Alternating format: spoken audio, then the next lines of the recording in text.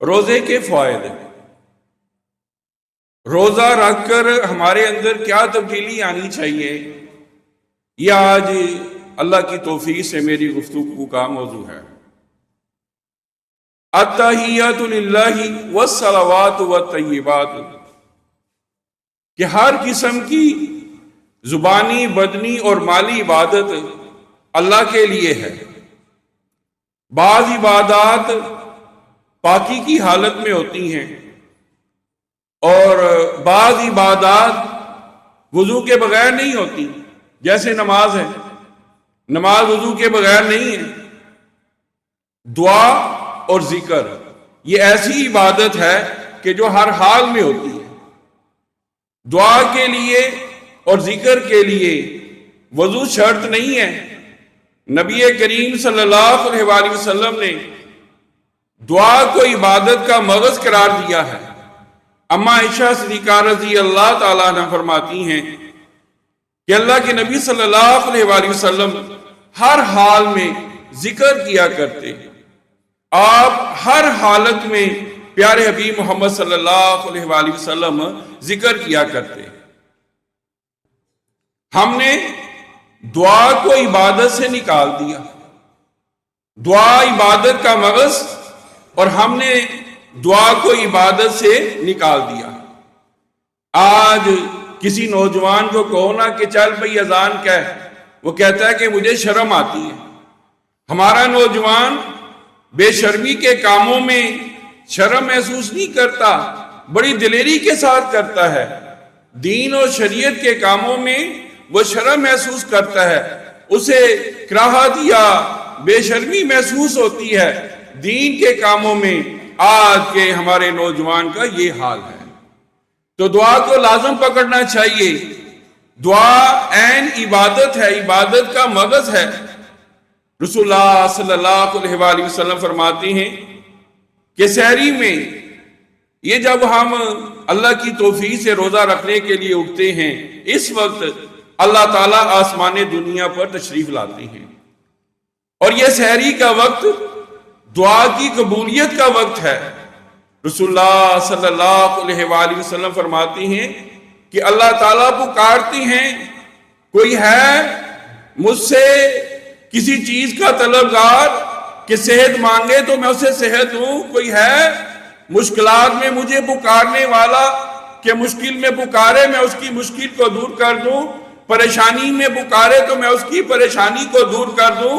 تو اللہ تعالیٰ سحری کے وقت آسمان دنیا میں تشریف لاتے ہیں، اور یہ سحری کا وقت دعا کی قبولیت کا وقت ہے۔ اور یاد رہے کہ یہ مصیبتیں، یہ آزمائشیں جو دنیا میں ہمیں آتی ہیں، یہ ہمارے گناہوں کی وجہ سے آتی ہیں۔ ظہر الفساد فی البر والبحر بما کسبت ایدی الناس، کہ یہ مصیبتیں اور یہ تکلیفیں، یہ آزمائشیں، یہ پریشانیاں، یہ دکھ ہمارے گناہوں کی وجہ سے ہم پر آتی ہیں۔ ہمیں چاہیے کہ ہم گناہوں کے حوالے سے اللہ تعالیٰ سے استغفار کریں، اللہ تعالیٰ سے اپنے گناہوں کی معافی مانگیں۔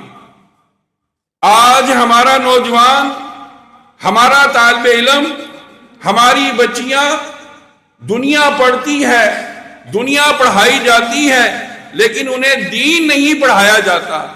آج دین سے، دعا سے، ذکر سے، عبادت سے ہمارے بچوں کو دور کیا جا رہا ہے۔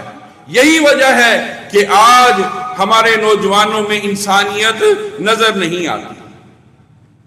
مادی دور ہے، اس دنیا میں ہر شخص پیسے کو ترجیح دیتا ہے، پیسہ پیسہ کرتا ہے، حالانکہ رزق کا ذمہ، ہر انسان کے رزق کا ذمہ اللہ تعالیٰ نے لیا ہے۔ فرمایا وَمَا مِن دَابَّةٍ فِي الْأَرْضِ إِلَّا عَلَى اللَّهِ رِزْقُهَا، کہ کوئی زمین میں ایسا انسان نہیں ہے، کوئی ایسی مخلوق نہیں ہے جس کے رزق کا ذمہ اللہ تعالیٰ نے خود نہیں لیا۔ انسان جو رزق کے لیے مارا مارا پھرتا ہے، انسان جو رزق کے لیے اپنی آخرت کو برباد کر دیتا ہے، انسان جو رزق کے لیے اپنے خالق حقیقی کی ناراضگی مول لیتا ہے، اسے معلوم ہونا چاہیے اس کا رزق جب وہ ماں کے پیٹ میں تھا اللہ تعالیٰ نے لکھوا دیا تھا، اور وہ رزق اس کو پہنچ کر ہی رہے گا۔ رزق دو طرح کے، ایک رزق جو ہم تلاش کرتے ہیں، جو ملازمت ہم کرتے ہیں، جس کے لیے ہم کوشش کرتے ہیں، ایک رزق یہ ہے، اور ایک رزق وہ ہے جو اللہ تعالیٰ کی طرف سے ہم کو پہنچ کر ہی رہتا ہے۔ ہم کوشش کریں یا نہ کریں، وہ رزق ہمیں مل کر ہی رہتا ہے۔ کافر اور مسلمان کے درمیان فرق کردار کا ہے۔ آج کردار سنوارنے کی ضرورت ہے، اور افسوس کہ آج ہمارا کردار ہی تو نہیں ہے۔ آج ہم کردار کے غازی نہیں ہیں، گفتار کے غازی ہیں۔ آج ہماری عبادات میں لذت نہیں ہے، آج ہماری نمازوں میں لذت نہیں ہے، آج ہم جو اللہ کی عبادت کرتے ہیں اس عبادت میں لذت محسوس نہیں کرتے۔ کیوں؟ اس لیے کہ ہم کردار کے لحاظ سے مار کھا گئے۔ آج ہمارا مسلمانوں والا کردار نہیں ہے، کردار کی وجہ سے آج ہماری عبادات میں وہ لذت جو ہمیں محسوس ہونی چاہیے وہ ہمیں محسوس نہیں ہوتی۔ رسول اللہ صلی اللہ علیہ وآلہ وسلم کا فرمان کہ نماز میری آنکھوں کی ٹھنڈک ہے، لیکن آج تک ہماری نماز ہماری آنکھوں کی ٹھنڈک نہیں بن سکی۔ مساجد میں قیام ہو رہا ہے، قیام اللیل ہو رہا ہے، نماز تراویح پڑھائی جا رہی ہے، لیکن روٹین کے مطابق چند دن پہلے جوش، پھر اس کے بعد یہ جوش ایسا ایسا کم ہوتا چلا جاتا ہے، اور پھر یہ تعداد کم ہوتی چلی جاتی ہے، پھر آخری اشرے جا کے پھر کہیں جا کر مسلمان بیدار ہوتا ہے اور قیام کی طرف یا قیام اللیل کی طرف آتا ہے۔ صحابہ نبی کریم صلی اللہ علیہ وآلہ وسلم کے پیچھے یہ قیام کرنا بہت زیادہ صحابہ نے پسند فرمایا، بہت زیادہ لائک کیا، کہ آپ اس علت کی وجہ سے کہ کہیں میری امت پر یہ نماز فرض نہ ہو جائے، اللہ کے نبی صلی اللہ علیہ وآلہ وسلم نے حکم دیا کہ اپنے گھروں میں قیام کرو۔ صرف یہی علت تھی کہ کہیں یہ ذوق اور شوق دیکھ کر اللہ تعالیٰ میری امت پر یہ نماز فرض نہ قرار دے دے۔ صحابہ اپنے بچوں کو روزہ رکھواتے ہیں، اور ہم اپنے بچوں کو روزہ نہیں رکھواتے۔ اس نے سکول جانا ہے، اس سے رہا نہیں جائے گا، یہ کہاں یہ اتنے گھنٹے جو نہ وہ برداشت کرے گا۔ ہم اپنے بچوں کو روزہ نہیں رکھواتے، صحابہ اپنے بچوں کو روزہ رکھواتے۔ خدارا اپنے بچوں کی تربیت کریں، اسلامی تربیت کریں، ان کو مساجد میں لے کر آئیں، نماز کا پابند بنائیں، بچیوں کی تربیت کریں، بچیوں کو شرم و حیا کا پیکر بنائیں۔ آج ضرورت ہے کہ کردار کے حوالے سے اپنے گھروں کے اندر محنت کی جائے، کردار کے حوالے سے اپنے گھروں کے اندر کام کیا جائے۔ یہ روزہ یہ شہوت کو کنٹرول کرتا ہے، اس سے شہوت کنٹرول ہو جاتی ہے، لیکن آج افسوس کہ ہماری خلوتیں پاک نہیں، ہم خلوتوں میں تنہائیوں میں اللہ تعالیٰ کی نافرمانی کرتے ہیں۔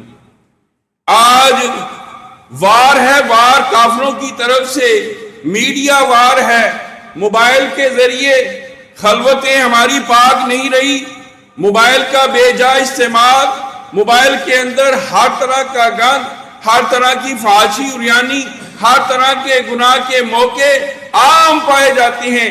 اس کا نتیجہ کیا نکلتا ہے کہ آج ہمارے نوجوانوں کی خلوتیں پاک نہیں ہیں، آج ہمارے نوجوانوں کی، ہماری بچوں کی تنہائیاں پاک نہیں ہیں، جبکہ یہ روزہ شہوت کو کنٹرول کرتا ہے، شہوت کو کنٹرول کر کے صحیح اور سچا کھرا مسلمان بناتا ہے۔ آج ہمیں روزوں کا فائدہ ہونا چاہیے۔ یہ جو کورس ہم کر رہے ہیں، اس کورس کے ذریعے ہم نے اپنے غصے پر کنٹرول کرنا ہے۔ غصہ ہمارا کنٹرول میں ہونا چاہیے، لیکن ہم غصے میں اپنے سے باہر ہو جاتے ہیں۔ آج ہمیں اپنے ماں باپ اچھے نہیں لگتے، آج بھائی کو بھائی اچھا نہیں لگتا، آج بہن کو بہن اچھی نہیں لگتی، آج ہم اپنے رشتہ داروں کے ساتھ، اپنے پڑوس کے ساتھ، اپنے کلیگ کے ساتھ دست و گریبان ہیں، لڑائی جھگڑے عام ہیں، بول چال ہماری قطع تعلقی تک پہنچی ہوئی ہے۔ کیا وجہ ہے کہ ہم غصے میں آپے سے باہر ہوئے، غصے سے تعلقات خراب ہوئے۔ یہ روزہ غصے کو کنٹرول کرتا ہے۔ ہم نے اس ریفریشر کورس سے یہ فائدہ حاصل کرنا ہے، اپنے غصے کو کنٹرول کرنا ہے اور غصے کو ٹھنڈا کرنا ہے، اس لیے کہ یہ غصہ آگ سے ہے اور آگ شیطان سے ہے، اور یہ شیطان کی طرف سے غصہ ہوتا ہے۔ اور آپ دیکھ لیجئے، معذرت کے ساتھ میں عرض کر دوں کہ کس قدر ہم پر غصہ حاوی ہوتا ہے کہ ہم مساجد میں بھی آ کر غصہ کرتے ہیں دوسرے کے ساتھ۔ ہمارا غصہ کس قدر آپے سے باہر ہوا کہ مساجد میں بھی ایک دوسرے پر آ کر ہم غصے ہوتے ہیں، ایک دوسرے کو ناراضگی سے دیکھتے ہیں۔ غصہ اس قدر ہمارے اوپر حاوی کہ مساجد میں بھی ہم اپنے غصے کو کنٹرول نہ کر سکے۔ پھر آج ضرورت ہے اس بات کی کہ مال کی ہوس کو کنٹرول کیا جائے، کہ جس ہوس نے ہمیں حلال اور حرام کے فرق کو فراموش کر دیا۔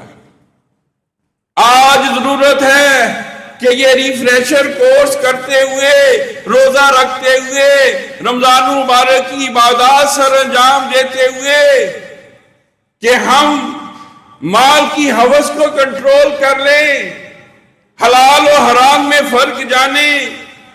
آج یہ مال کی ہوس ہمارے ایمان کی قاتل ہے۔ اس مال کی ہوس نے ہمیں حلال و حرام کی تمیز کو فراموش کر دیا ہے، کہ آج حرام کا نحوست کا لقمہ جس سے اللہ تعالیٰ نہ عبادت قبول کرتے ہیں نہ دعا قبول کرتے ہیں، عام طور پر انسان اس حرام کی نحوست پر لگا ہوا ہے۔ کس وجہ سے؟ کہ آج ہم مال کی ہوس کو کنٹرول نہ کر سکے۔ انکمنگ ہونی چاہیے، رزق آنا چاہیے، روزی آنی چاہیے، مال آنا چاہیے۔ انسان مال ہی کرتا پھرتا ہے، جس کی وجہ سے انسان اپنے بھائی کا بھی حق کھا جاتا ہے، مسلمان کا بھی حق کھا جاتا ہے، وہ حق کو بھی نہیں پہچانتا، حلال و حرام کی بھی تمیز نہیں کرتا۔ اور پھر یہ روزہ ہمیں تکبر پر کنٹرول کرنا سکھاتا ہے۔ روزہ رکھ کر ہم نے اپنے تکبر پر کنٹرول کرنا ہے، تکبر کا شکار نہیں ہونا، اس لیے کہ یہ تکبر اللہ تعالیٰ کی چادر ہے۔ جس نے تکبر کیا، غرور کیا، گمنڈ کیا، اس نے گویا اللہ کی چادر کو ہاتھ ڈالا۔ آج انسان مال پر تکبر کرتا ہے، اولاد پر تکبر کرتا ہے، دین پر، اپنی عبادت پر، اپنی نماز پر، اپنے صدقہ خیرات پر تکبر کرتا ہے۔ شیطان ہمارا بہت بڑا دشمن، ہماری بڑی سے بڑی نیکی، ہماری بڑی سے بڑی عبادت بھی ضائع کرنے کی کوشش کرتا ہے یہ شیطان۔ ہمیں اپنی نمازوں پر، اپنی عبادات پر، اپنے صدقہ خیرات پر تکبر، شیطان یہاں بھی ہمیں نہیں چھوڑتا، جبکہ روزہ یہ تکبر ختم کرتا ہے، عاجزی پیدا کرتا ہے۔ ہم نے اللہ کی توفیق سے روزے رکھ کر، یہ ریفریشر کورس کر کے اپنی روح کو ہر لحاظ سے پاک کرنا ہے، اور کبھی بھی کسی حالت میں بھی تکبر کا، غرور کا، گھمنڈ کا شکار نہیں ہونا، اپنے اوپر غرور اور تکبر آنے نہیں دینا۔ متکبر انسان جنت میں نہیں جائے گا۔ جس طرح میں نے پہلے عرض کیا کہ ہمارے نوجوانوں کی تنہائیاں پاک نہیں، خلوتیں پاک نہیں، اسی طرح ہم نے اپنی خلوتیں اور اپنی تنہائیوں کو پاک کرنا ہے۔ کیوں؟ اس لیے کہ کل اللہ کے ہاں انسان اس حال میں پیش ہوگا کہ اس کی نیکیوں کے ڈھیر لگے ہوئے ہوں گے۔ بندہ اللہ کے حضور نیکیوں کے ڈھیر لے کر آئے گا، اللہ تعالیٰ اس کی نیکیوں کو ہوا میں اڑا دیں گے۔ کیوں؟ وہ تنہائی میں گناہ کیا کرتا تھا، لوگوں کے چھپ چھپ کر گناہ کیا کرتا تھا۔ رسول اللہ صلی اللہ علیہ وآلہ وسلم نے خبردار کیا تھا کہ ایسے نیک آدمی کی نیکیوں کو اللہ تعالیٰ ہوا میں اڑا دیں گے، جو تنہائی میں، جو خلوتوں میں گناہ کیا کرتا تھا، موبائل کا استعمال غلط کیا کرتا تھا، فیس بک کا، یوٹیوب کا، موبائل کا استعمال غلط کیا کرتا تھا، لوگوں سے بچ بچ کر گناہ کیا کرتا تھا، اس کی نیکیاں ہوا میں اڑا دی جائیں گی۔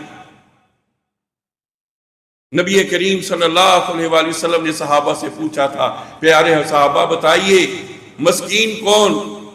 کہنے لگے کہ جس کے پاس مال نہیں ہے۔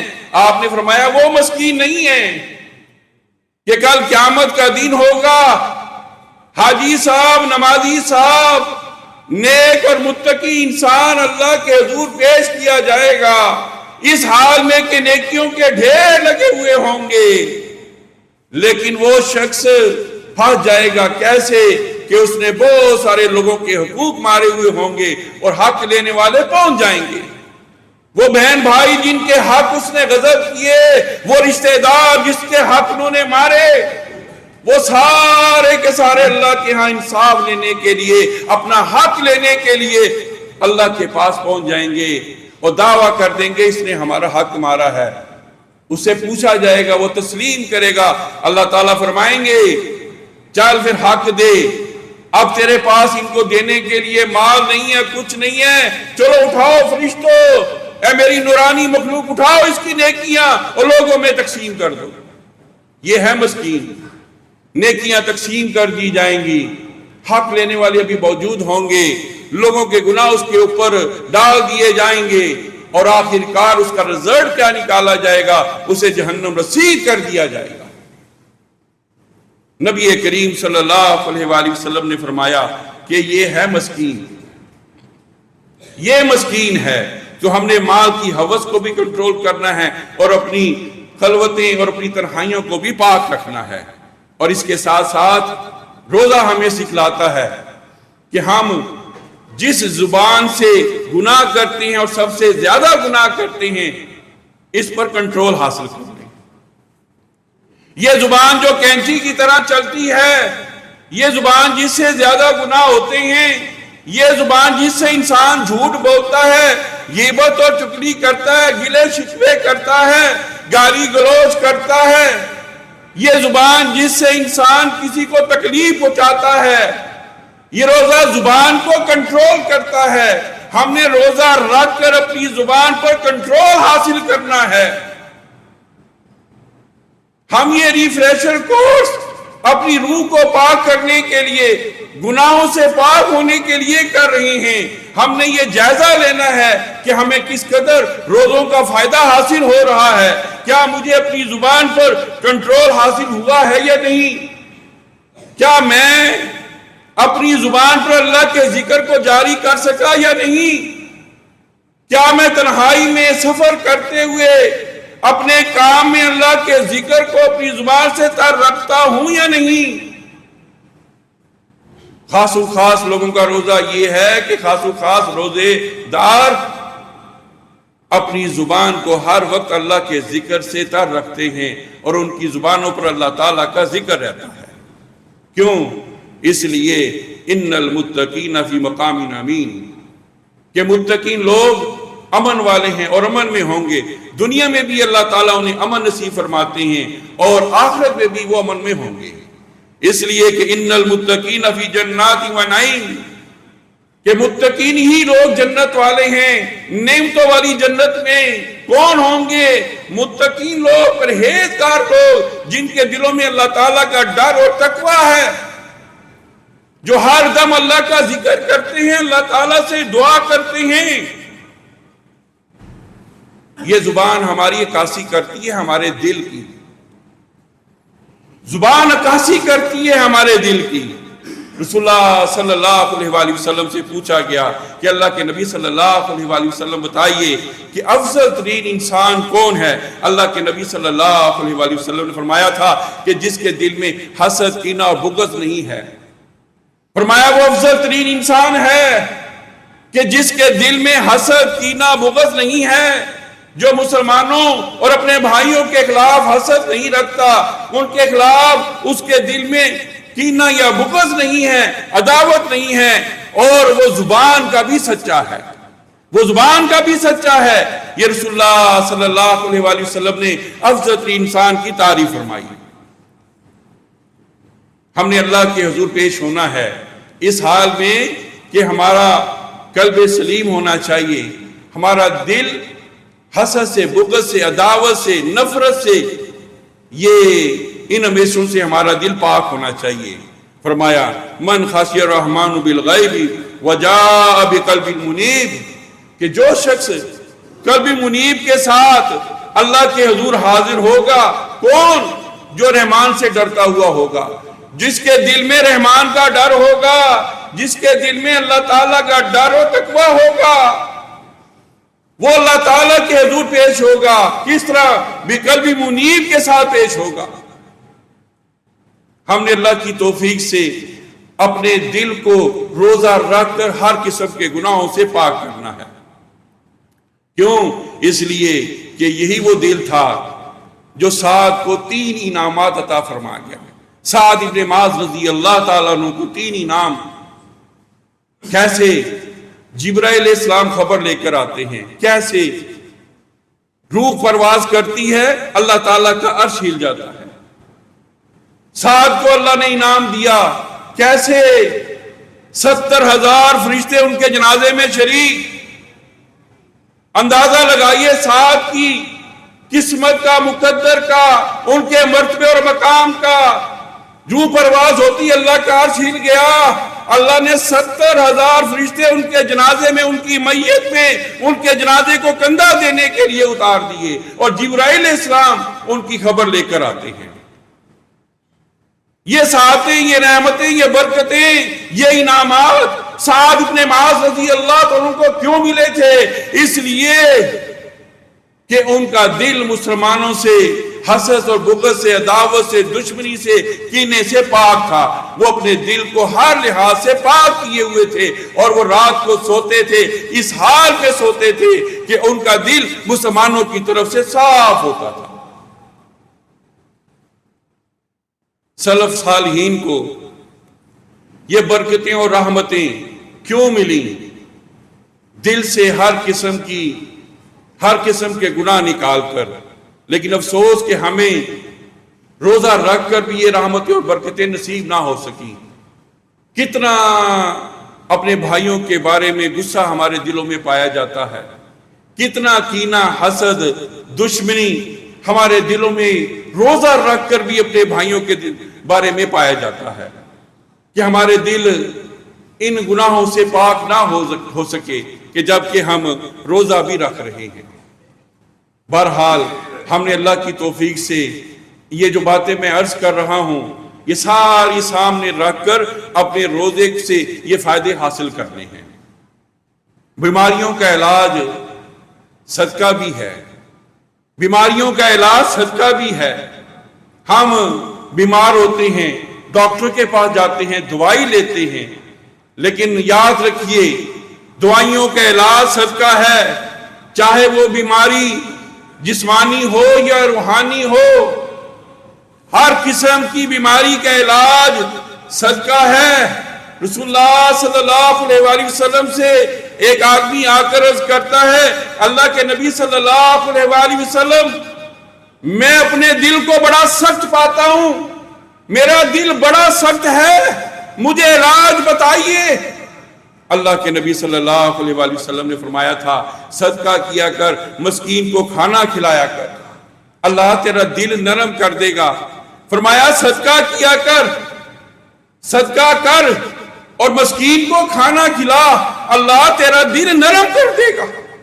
اور یہ صدقہ کرنا قابل رشک عمل ہے، ایسے شخص پر رشک کرنا چاہیے جو اللہ کی راہ میں بہت زیادہ مال خرچ کرتا ہے اور صدقہ کرتا ہے، اور یہ صدقہ کرنا گناہوں کو ٹھنڈا کر دیتا ہے، اور یہ صدقہ کرنا اللہ کے غصے کو ٹھنڈا کر دیتا ہے، یہ صدقہ کرنا بری موت سے محفوظ کر دیتا ہے، یہ صدقہ کرنا قبر کی گرمی کو ختم کر دیتا ہے. یہ صدقہ کرنا کل قیامت کے دن اللہ کے ہاں عرش کے سائے کا سبب بنے گا.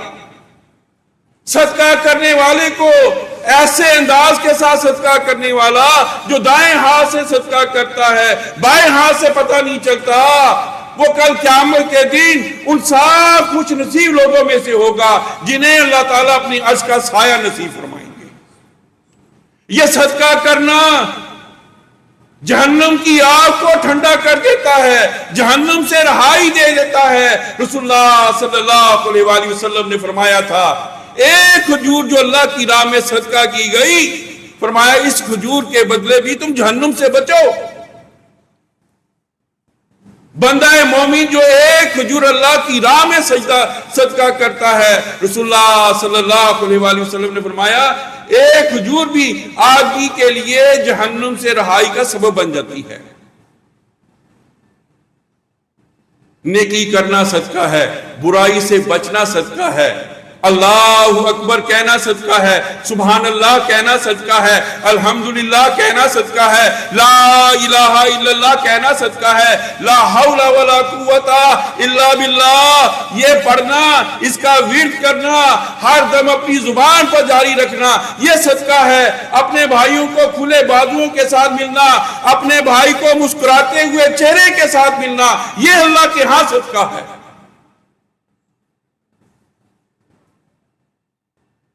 اور یہ ایسی عبادت ہے ذکر کہ بندہ ہر حال میں کرتا رہے اللہ کے ہاں قبول. اس کے لیے وضو کی بھی ضرورت نہیں ہے، پاک صاف ہونے کی بھی ضرورت نہیں ہے. اگر پاک صاف ہو تو بہتر ہے. تو صدقہ ہر نیکی کو کہتے ہیں، صدقہ ہر برائی سے بچنے کو کہتے ہیں. نبی کریم صلی اللہ علیہ وسلم سے صحابہ نے پوچھا اللہ کے نبی صلی اللہ علیہ وسلم فرمائیے ہمیں سے بہترین کون ہے؟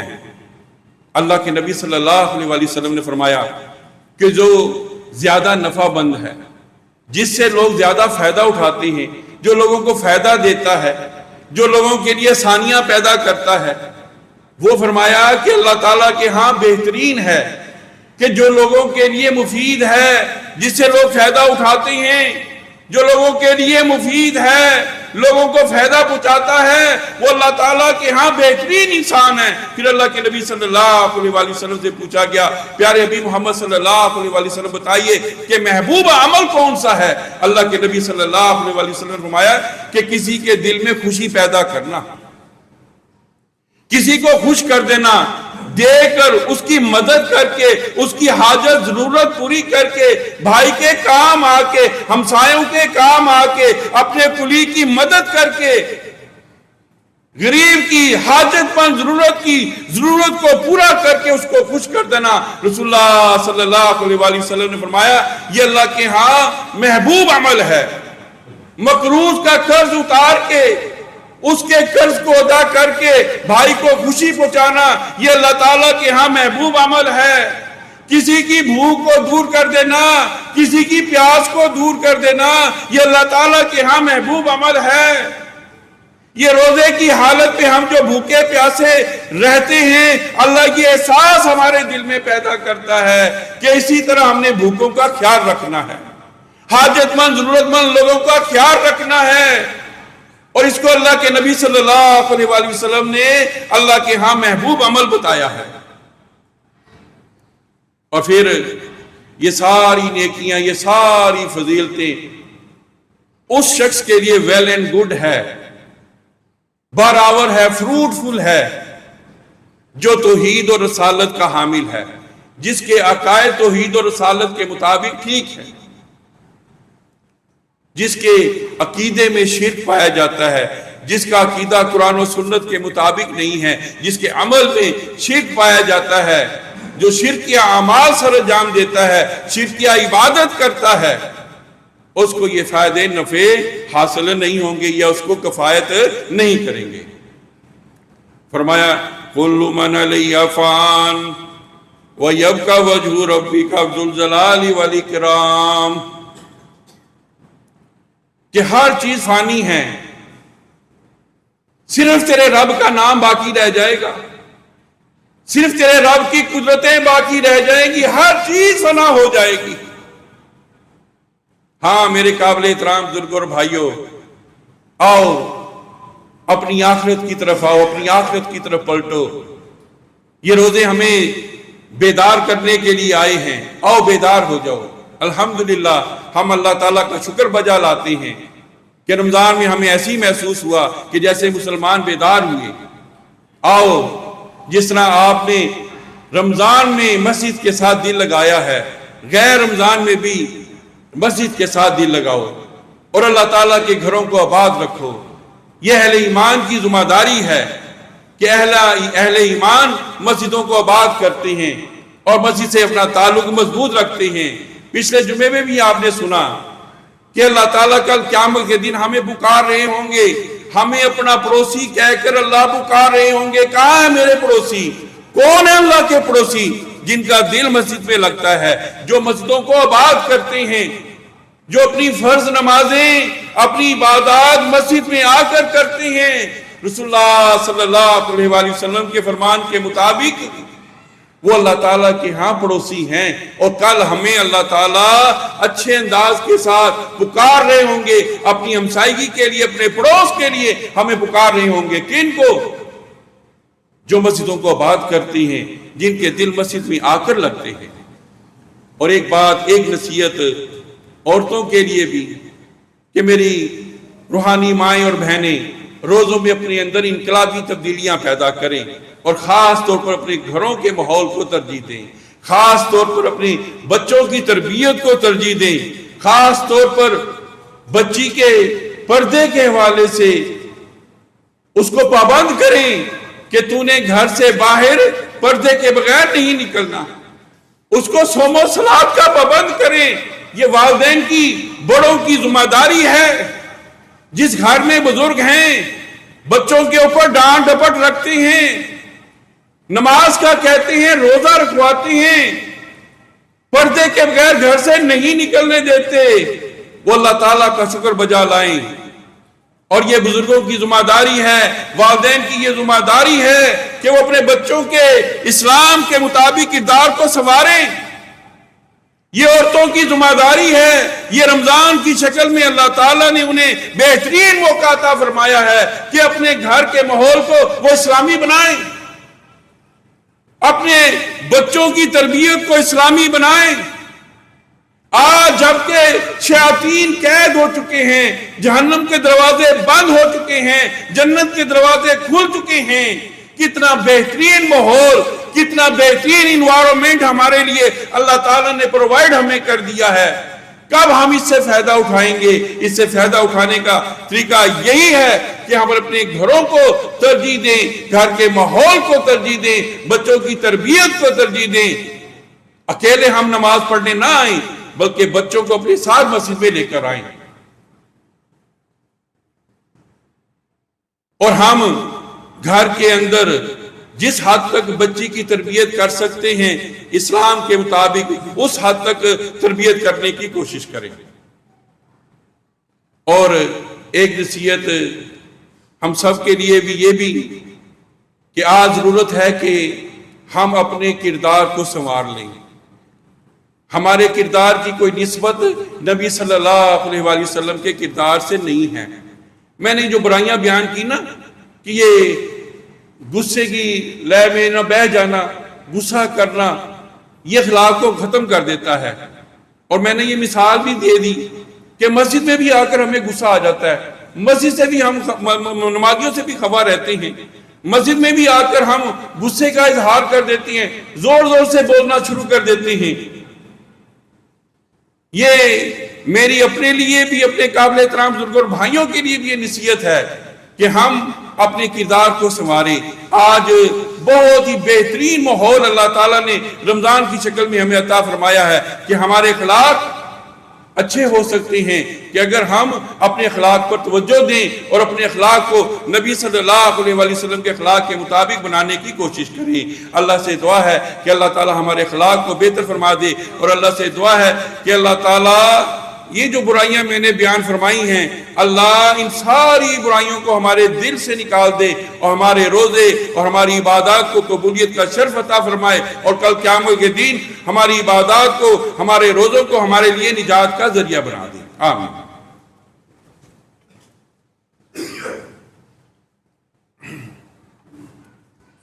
اعلان کر دیں ان الحمد للہ نحمده ونستعینه ونستغفره ونعوذ باللہ من شرور انفسنا ومن سیئات اعمالنا من يهده الله فلا مضل له ومن يضلل فلا هادي له واشهد ان لا اله الا الله وحده لا شريك له واشهد ان محمدا عبده ورسوله اما بعد فإن خير الحديث كتاب الله وخير الهدي هدي محمد صلى الله عليه وسلم وشر الأمور محدثاتها وكل محدثة بدعة وكل بدعة ضلالة وكل ضلالة في النار بھئی میں تو الحمدللہ کہوں گا کہ جو ساتھی جو جماعت ہماری اللہ کی توفیق سے یہ لوگوں کی خدمت کا کام کر رہی ہے اہل حدیث یوتھ فورس اللہ کی توفیق سے ڈسپینسری کے حوالے سے بڑا کام کر رہی ہے میں ذاتی طور پر میرے علاقے میں 49 ٹیل میں ڈسپینسری ہے جانتا ہوں 50 سے 60 مریض ہر روز وہاں پر چیک ہوتے ہیں ہر قسم کی دوائی اور ہر قسم کا چیک اپ کیا جاتا ہے بلکہ میں تو خود مستفید ہوتا ہوں میں خود بیمار ہوں یا خود کوئی میرے گھر میں کوئی بیمار ہو میں اسی ڈسپینسری جاتا ہوں علاقے کو اس ڈسپینسری کا بہت زیادہ فائدہ ہے تو میں آپ سے ریکویسٹ کروں گا یہ جو بھائی ڈسپینسری کے تعاون کے لیے آپ کے پاس آ رہے ہیں ان سے بھرپور تعاون کریں اور اگر کوئی بھائی تعاون نہیں کر سکا وہ نماز کے بعد ان کے ساتھ اللہ کی توفیق سے تعاون کرے گا میں ہر بھائی سے ریکویسٹ کروں گا کہ خاص طور پر جبکہ میں نے اللہ کی توفیق سے صدقہ و خیرات کے حوالے سے رغبت اور ترغیب بھی دلائی ہے کہ آپ نے کچھ نہ کچھ اپنے بھائیوں کو اس مد میں دے کر جانا ہے اور یہ بہت بڑی خدمت ہے کہ آج کہ جبکہ بہت زیادہ ہمارے معاشرے میں غربت پائی جاتی ہے کہ غریب آدمی کا کوئی